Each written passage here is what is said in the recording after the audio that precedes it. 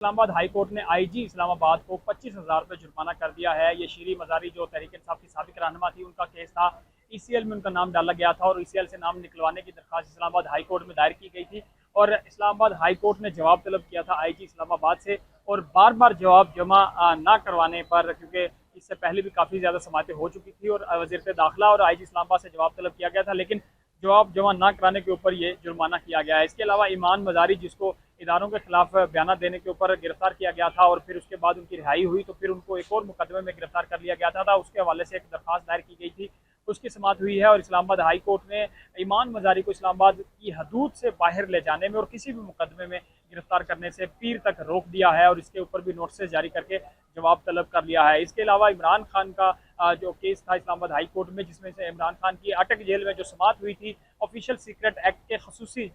जज अबुल हसनात जो हैं उन्होंने ये समाअत की थी, तो उसको उन्होंने चैलेंज किया था कि अटक जेल जो कि पंजाब की हदूद में आती है, तो इस्लामाबाद की हदूद में इंसार दहशतगर्दी अदालत के जो जज हैं वो पंजाब की हदूद में जाके उसकी समाअत नहीं कर सकते। और दूसरा जो जुडिशल रिमांड लिया गया था इमरान खान का, वो 15 अगस्त को लिया गया था और 30 अगस्त तक था, जो वकला की तरफ से एतराज़ उठाया गया था कि उनको ये बताया भी नहीं गया था और जज की तरफ से ना कोई अदालत लगाई गई थी, ना मुलजिम को पेश किया गया था और उसका सिर्फ वैसे ही जुडिशल रिमांड दे दिया गया था कि ये गैर कानूनी अमल है। और ये भी कहा गया था कि जो मुलजिम है उसको अदालत के सामने पेश करना होता है, वो भी नहीं किया गया था और अटक जेल में ये जो अदालत लगाई गई थी इसको चैलेंज किया गया था। तो अब जवाब तलब किया गया है वजारत दाखिला से इस्लामाबाद हाई कोर्ट की तरफ से और जो ये समाअत है ये गैर मुअय्यना मुद्दत के लिए मुलतवी कर दी है। इमरान खान के वकील शेर अफजल मरवत अदालत के सामने पेश हुए थे और दीगर वकला भी आए थे और अब 2 सितंबर को इमरान खान की ऑफिशियल सीक्रेट एक्ट में जो 13 सितंबर तक तोसी हुई थी जुडिशल रिमांड में, उसके ऊपर भी समाअत होना है। शामुद कुरैशी की दरख्वास्त के ऊपर भी समाअत होना है। अब देखना यह है कि वहाँ से उनको